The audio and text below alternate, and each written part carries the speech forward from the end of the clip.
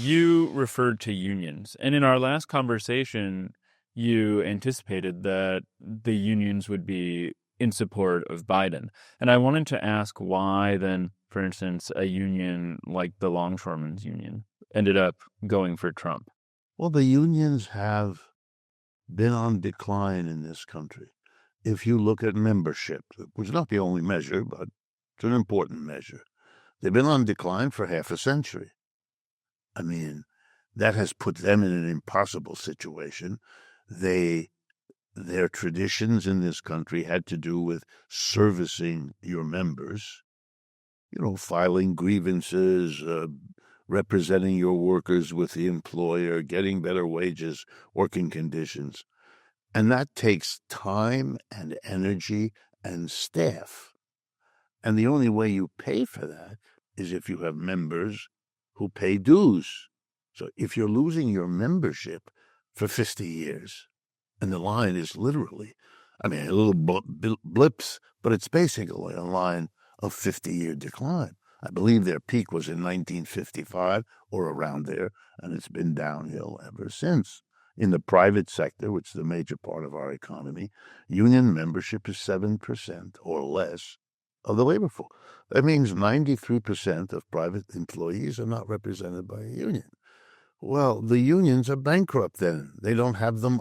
Where are they going to get the money to sustain the staff, which could provide the services that could sustain the union? When you put that together with the post-Depression rollback of the New Deal, remember, 1947 is crucial. It's the passage of the Taft-Hartley Act, whose provisions most people don't know, but you really ought to go back if you're interested and look at them. There are things such as, if you're a communist, you can't be a leader of a union. Well, hello, friends. Communists are the people who usually lead unions and do so in a militant way. Who else would you expect? Communists with a small c, whether or not they're members of a communist party. And even bigger than the Taft-Hartley Act said, anything won by a union at a workplace, any wage increase, any working condition improvement, has to be given to everybody working there, whether they joined a union and pay dues or not. What? Yeah. And by the way, not just shame on the employer class for having come together to support these bills, which is why they passed, but also the unions themselves. Did they not understand what this would do to them? Did it take 50 years of observing the results? The answer is they accommodated to the conditions they faced. And those conditions were a society that had gone through a trauma, the collapse of its own capitalist system in the Great Depression, and the decision of the employer class that what had happened there must never be allowed to happen again. What happened there was a mass of people cut an alliance with Mr. Roosevelt and got their Social Security. We talked about this last time. And all of that Social Security, unemployment compensation, the 10 million or 12 million workers hired by the government, all of the money for that was taken from the rich, the corporations and the rich, whose taxes were raised and who were required to loan what they didn't pay in taxes. Okay, they don't want that to ever happen again. And they went to work with a kind of unanimity and a kind of commitment that comes out of being frightened, badly frightened by what they observed. This is hard to get across to Americans, but what for those people they observed was the equivalent of what Europeans observed with Nazis marching through their streets. A shock, a horror for many, and a shifting of the way you think about the world and yourself in it. And they made a decision, very impressive, and they carried it through. They demonized the left. Look, many of the people hauled before the House Un-American Activities Committee. Believe it or not, that's what it was called. Not my language. They chose an Un-American Activities Committee. They were going to decide what's American and what isn't, and they were going to punish, imprison, deport, all kinds of things they did with those who were deemed un-American. They went after the coalition that produced the New Deal.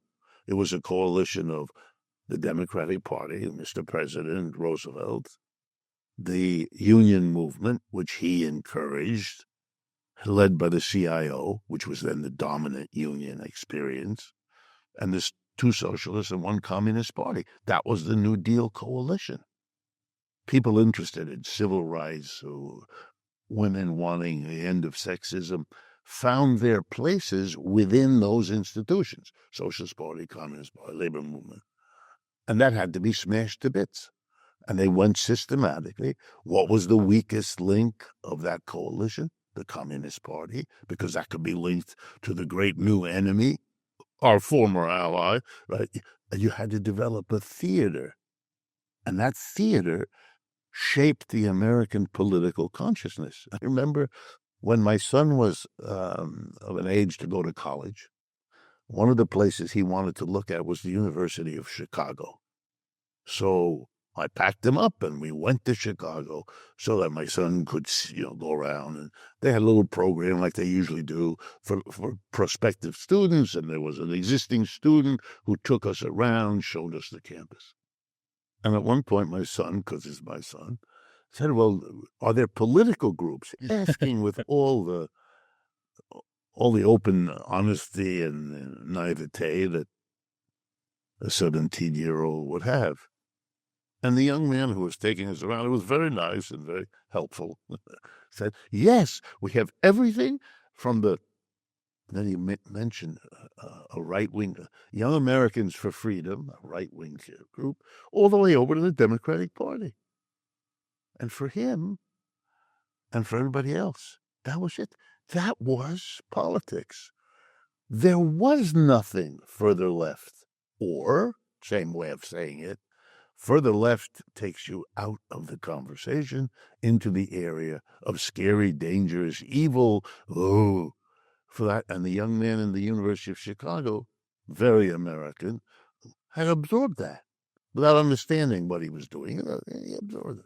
The whole country is that. And that's why when this era of capitalism is over, as I believe it to be, and the dominant position in the United States is over, as I believe it to be, and you turn in with the horror of that, the fear of what that means, well, then you go to the right because that's the alternative to what you have had all along, and you feel the need for a break.